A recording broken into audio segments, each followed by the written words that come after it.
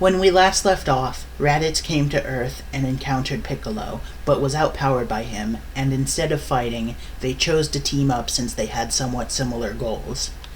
Raditz and Piccolo went to King Pilaf's castle and kidnapped Goku, Chi-Chi, and Gohan. They didn't have any use for Chi-Chi, but they knew leaving her there would be dangerous. However, Toribot was still awake, drawing some manga, so he saw what was going on through the window. He rushed into the castle and got Mai, who was still awake, with the two of them going after Piccolo and Ozaru Raditz. They began a battle with them, and Raditz chasing around Toribot woke Goku up as well as Chi-Chi. Seeing as it was night, it turned Goku into an Ozaru too. Goku and Raditz began to fight each other while Toribot and Chi-Chi went to go help Mai while she fought Piccolo. This is where we jump back in. Chi-Chi and Toribot are on both sides of Piccolo while Mai is inside her battered mech. They don't know why Piccolo did what he did, but they're going to be absolutely sure to make him pay for it. Something that makes Chi-Chi even more angry is that she can sense Gohan's power inside the battle pod. Luckily, it's safe behind a rock, but even then, they had some kind of intention for Gohan too.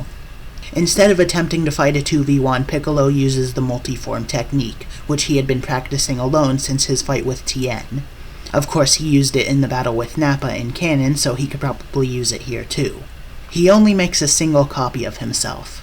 They stand back to back with each other, each one in their fighting stances, and staring down Toribot and Chi-Chi respectively. Without warning, he suddenly bolts towards them. We'll cover Chi-Chi's fight first. Piccolo is stronger than her right here, but with her anger, she's drawing forth more of her power at a time, allowing her to fight with more ferocity. Piccolo's faster than her, and he throws his attacks out at her. Chi-Chi deflects them, offering punches of her own. The two of them go back and forth, dodging and reflecting each other's attacks, but both of them are able to hit each other with vicious punches to the face. Chi-Chi sweeps Piccolo's feet out from under him with her leg, but he disappears in an afterimage, reappearing behind her to knock her down with the back of his arm. Chi-Chi falls, but she doesn't let the attack affect her. She flies away for a moment, with Piccolo going after her. She wasn't trying to escape, but she was trying to get into a better position. As she can sense Piccolo flying behind her and rapidly catching up, she turns over onto her back mid-air. She puts her hands to the side of her temple. Piccolo recognizes that attack from when he was stalking everyone during their training, but before he can close his eyes, a solar flare is unleashed, lighting up the night sky. Piccolo is blinded by the light, leaving him open for a mean combo from Chi-Chi. She flies above him, elbowing him in the head, and then flying after his descending body, putting her hands on his chest. She pushes him through the nearby mountain, driving his back through it. Once the two of them are out of the rocky terrain, she flies him back upward, and lets go of him for just a second. Piccolo takes the moment to try and recover, but Chi-Chi won't let up just yet. All she needed to do was to get away for a second and reposition herself, and she did exactly that. She flies back over, grabbing Piccolo by the leg. He tries to blast her, but he's still blind, so combining that with being so wildly swung around, it misses. She continues spinning him around, forming a small gust of wind around the two of them as she does. With enough momentum built up, she finally lets go of him, throwing him into the side of the mountain. With all that kinetic energy built up, it does even more damage, leaving the clone disoriented and knocked out. For Toribot, he's battling with Piccolo neck and neck. In terms of power, they're dead even right now, but Piccolo still has the advantage in technique. However, Toribot has higher battle experience.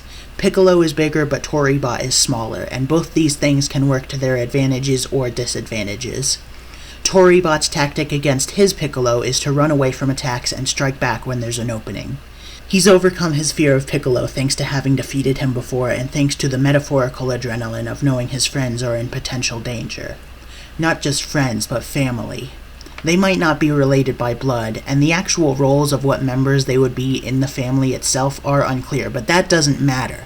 These are people who let Toribot into their friend group, people who've been to hell and back with each other, and he'll be damned if he lets some demon or a giant gorilla take that away. They keep fighting for even longer than Chi-Chi did with the other Piccolo, because despite his determination, Toribot can't do as much to confirm his knockout.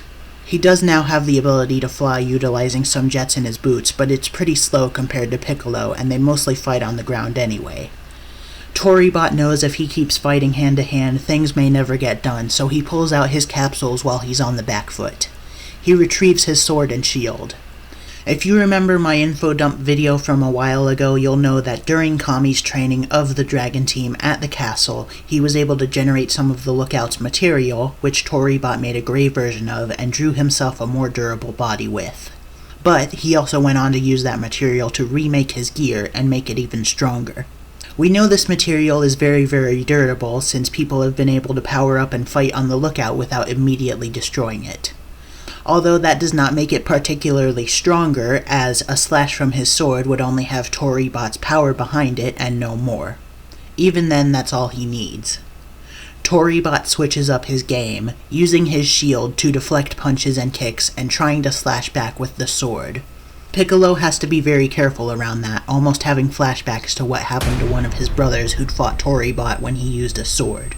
It's a memory imbued in him because of his father, who is also technically him? Well, anyway, he knows how terrifying Toribot with a sword can be, so he's doing absolutely everything in his power to avoid it. He switches to using more ranged tactics. He uses his ki blasts as well as his stretchy arms, although he has to be very careful with the latter. Toribot does try using his laser eyes to get rid of the ki attacks, but he still has to make usage of his shield to fully protect himself. Piccolo uses the chance to get to the top of the mountain while Toribot stands down at the bottom. Piccolo resumes his stance while Toribot keeps his shield up, looking cautiously at his opponent. Just as Piccolo is about to fly out towards him again, a knee smashes against the side of his face. It's Chi-Chi, and she's still just as angry about the situation as she was before. Taking Piccolo by surprise, Chi-Chi refuses to let up. She kicks him back down to the ground as well. She and Toribot both fly over, about to attack him further. Piccolo shoots 2 beams of ki at them. Toribot has to use his shield to weather it, but Chi-Chi is able to continue dodging. However, it's only a distraction.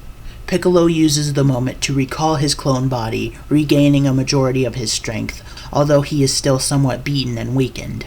Right now, his power level is probably at 1,600 from all the energy he's expended or had beaten out of him, while Chi-Chi's still nearly at her maximum power at a power level of 700, and Toribot's around 980 right now. Overall, they're still stronger than Piccolo combined and have the numbers advantage. Piccolo focuses his attention on Chi-Chi since she's faster, has ki techniques, and was already able to defeat one of his clones. He comes in and starts outspeeding her with a barrage of blows, which Chi-Chi is unable to block. Toribot is still in the background trying to fly over, but his boots really are not that fast. Luckily for Chi-Chi, Mai is still there, and while her mech can't move right now, she can still fire out the lasers. She aims them toward Piccolo while he's assaulting Chi-Chi, hitting him directly on the back. He turns around to see who did that, seeing Mai and her mech trying to crawl back to its feet. He growls, preparing a blast, when he gets a shield tossed into the side of his stomach. It was Toribot's doing. Not only that, but he's drawn himself a pair of wings to try and get closer into the battle and enhance his speed. Piccolo instead opens his mouth to prepare a blast, but Toribot throws the sword. Piccolo closes his mouth and attempts to fly away, but Chi-Chi grabs him by the back of his arms, keeping him in place. Piccolo flies upward, taking Chi-Chi with him, just narrowly avoiding the sword as it passes between his legs. Piccolo tries flying around with Chi-Chi on his back to try and get her to let go, but she won't. She can't. Just like Toribot and King Piccolo, she will not allow this demon to get away. Except she doesn't plan to blow herself up either. She yells out to Toribot for him to come assist her, which he complies with, quickly flying over using his boots and wings. As he flies over, he grabs his cannon from his capsules. The same cannon he killed General Blue with. Piccolo can clearly see what Toribot's trying to do and tries flying away. However, Chi-Chi uses as much of her own ki as she can to counter Piccolo's flight. Piccolo is still moving them, but he's using more energy to do so, and it's also slower than it should be. That allows Toribot to catch up with them. He finally catches up to Piccolo and Chi-Chi. He asks him, why? What reason does he have to attack an innocent family like this? His problem is with Toribot, not Goku and not Chi-Chi. Chi-Chi points out to him that they also took Gohan.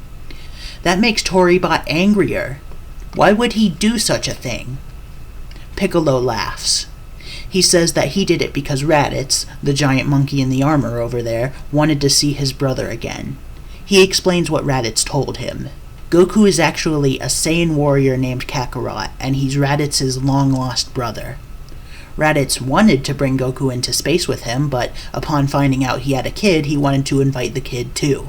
Also, they can have some extra help out in space on their missions. One day they'll grow strong enough to kill their ruler Frieza, and they'll become the new rulers of the universe. And even then, Piccolo will overthrow them. Although, Piccolo chuckles some more.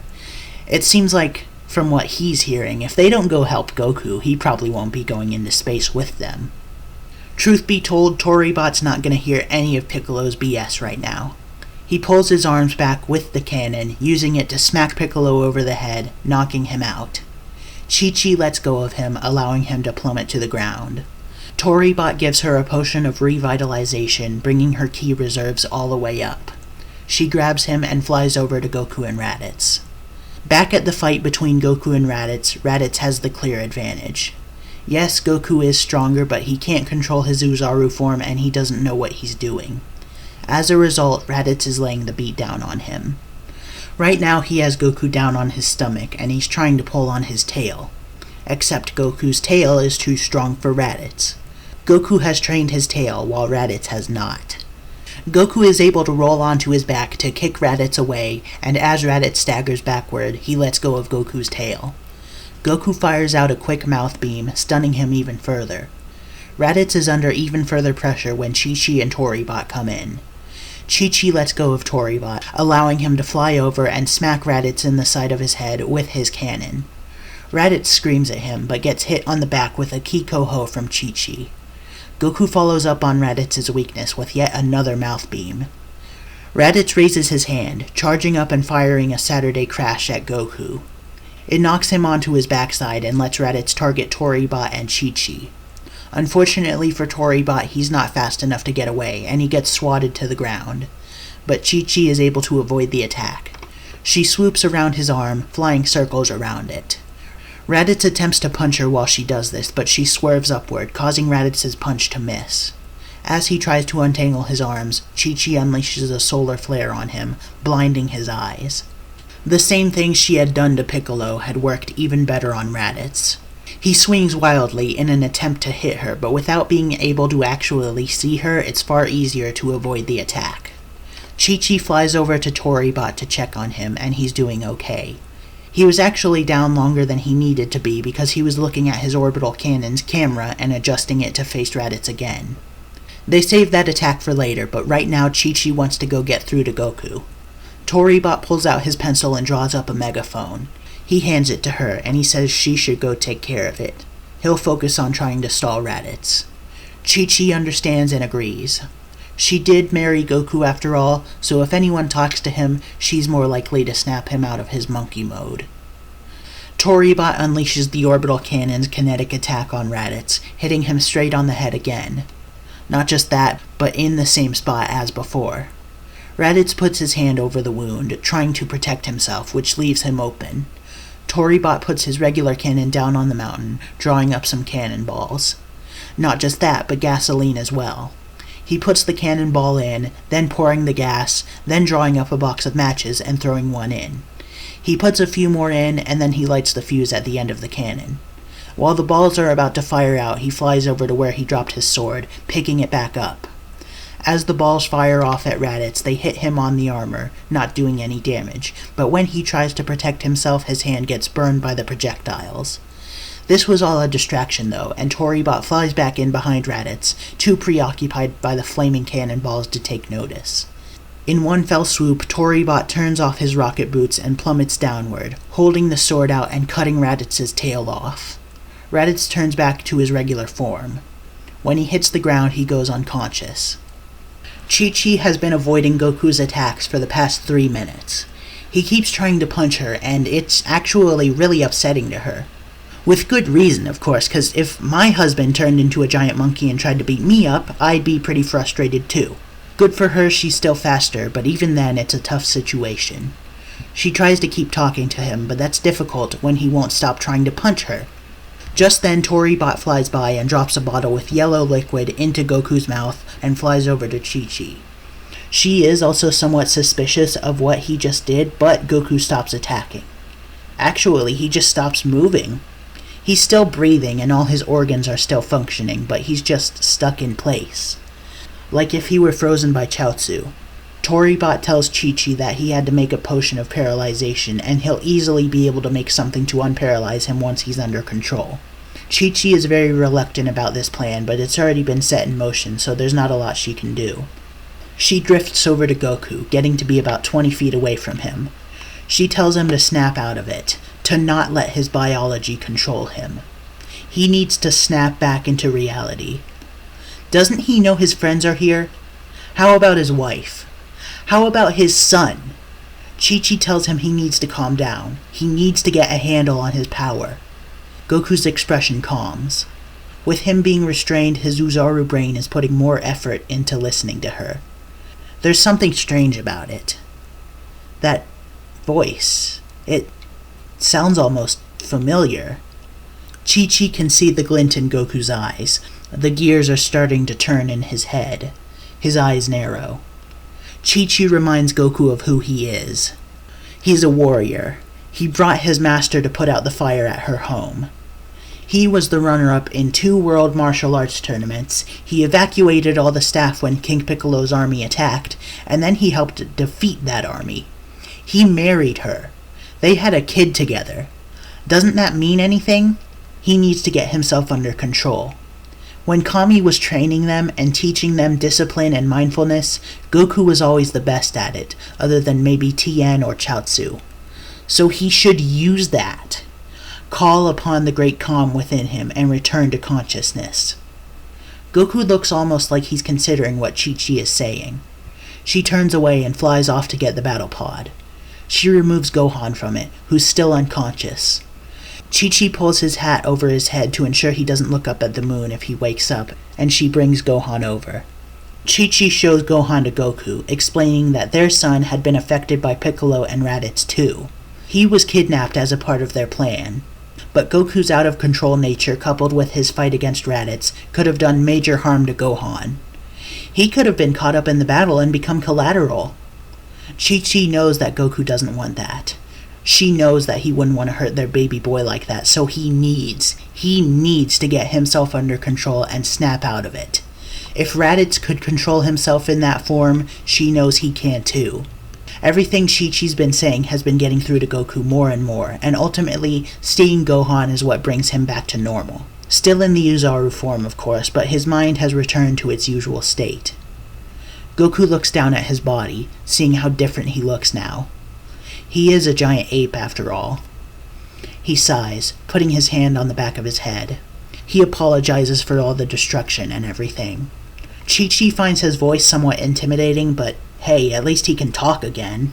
She says it's okay. It's just good that they were able to get him in the right state of mind again. He'd like to de-transform, but he just can't. He supposes that that's why his grandpa Gohan never let him outside during Moonfall. Then his brow line narrows. He looks at his body again. He looks strangely ape-like. Of course, he's giant as well. He starts putting 2 and 2 together, and you already know what he's realizing. Goku's breath hitches as the horror of his realization kicks in. He had to have been the one to kill Grandpa Gohan. Well, Raditz was also a giant ape, and he looks over to see Raditz, who isn't there anymore, so Goku assumes one of them killed him, but obviously assuming Raditz did it is just cope. Goku did it. And he could have hurt Gohan, Chi-Chi, Mai, or Toribot with this form too. Goku's very angry with himself. He asks himself, how could he have done this? Toribot raises his megaphone from afar. He tells Goku that Kami told everyone else about this form during training. Actually, it's weird he didn't tell Goku about it. Well, Kami did try telling him to cut his tail off, but Goku thought he was just being discriminated against. But anyway, his point is, he wasn't in control when he did that, nor when he fought Raditz. He never meant to do anything. Yes, it's okay to feel guilt about it, but he has to know. He has to be consciously aware that nothing can change what happened. Whatever wound Grandpa Gohan would have had about this has healed over. Him even being willing to fight Goku at Baba's palace shows that. If Gohan was really upset about it, he wouldn't have been there. And yes, everyone could have gotten hurt, but they didn't. It's more so motivation for him to return to consciousness than a real problem. They could ask themselves, what if, and what could have happened if something went wrong, but they live in the present, they live in the now, and they live in this timeline, and they're okay. Nobody is seriously hurt other than Raditz. They're going to be fine. Goku and Chi-Chi look at each other, surprised. They whisper something to each other. Essentially, they're surprised by how wise Toribot is about all this. They never took him to be that kind of person. Goku stops whispering and tells him as such. Toribot puts one of his claws on the back of his head, and he'd blush if he could. They don't have to flatter him like that. But, as previously mentioned, Raditz was nowhere to be found. When Toribot, Mai, and the Sun family search for him, they notice that. They figure since Piccolo's gone too, maybe he took Raditz and flew off. They also can't find Raditz's tail, which means either Raditz went and grabbed it, or it's lost. Both of these things are true to a certain extent, but I'm not going to explain anything about that right now. We're going to be saving that for the next part. Ha ha. Have a good day, good night, good afternoon, take care, and don't turn into a monkey and kill your grandpa if you have the choice, or if you have a grandpa. Just generally don't turn into a monkey and kill people. That's kind of bad. I mean, like, if you have no choice in the matter, if you're only being controlled by your instincts, I mean, there's not really much you can do about that, but, you know, if you have a choice, don't do that. Don't kill people when you're a giant monkey. Bye.